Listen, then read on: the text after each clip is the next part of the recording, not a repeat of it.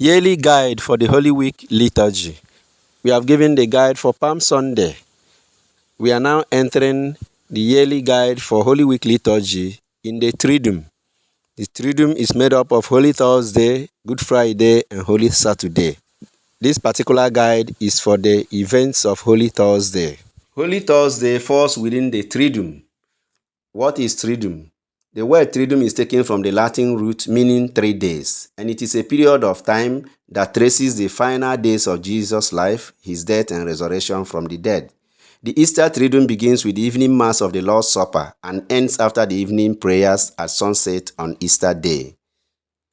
The summit of the liturgical year is the Easter Triduum, and the liturgical events that take place during the Easter Triduum are evening Mass of the Lord's Supper, Good Friday of the Lord's Passion, Holy Mass of the Resurrection of the Lord. We now pick the days of the Triduum one after the other.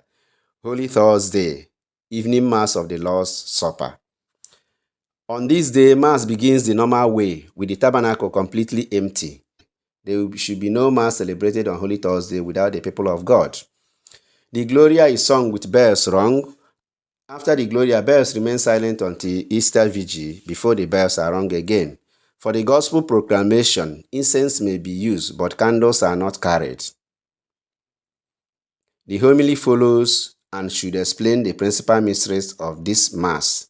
And the principal mysteries of the Holy Thursday, the evening Mass of the Lord's Supper, are institution of the Holy Eucharist, institution of the priesthood, and Christ's commandment of brotherly love.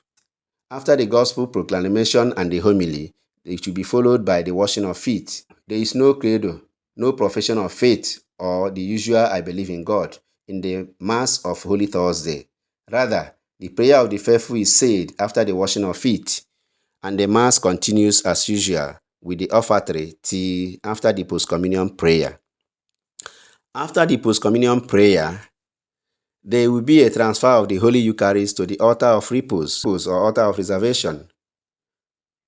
And this should not take place in churches where it is not intended to celebrate the solemn liturgy of the Lord's Passion on Good Fridays. For the transfer of the Holy Eucharist, the priest stands before the altar, puts incense in the thurible, and kneels to incense the Blessed Sacrament.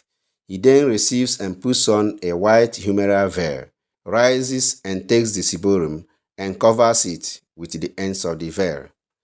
A procession is formed in which the priest carries the Blessed Sacrament through the church in procession to the altar of repose or place of reservation. At the altar of repose, the priest incenses the Blessed Sacrament and places the ciborium in the tabernacle, if any, while the Tantumego Sacramentum or another Eucharistic chant is sung. After the period of silent adoration, the priest and ministers genuflect and return to the sacristy. Stripping of the altar follows the transfer of the Holy Eucharist.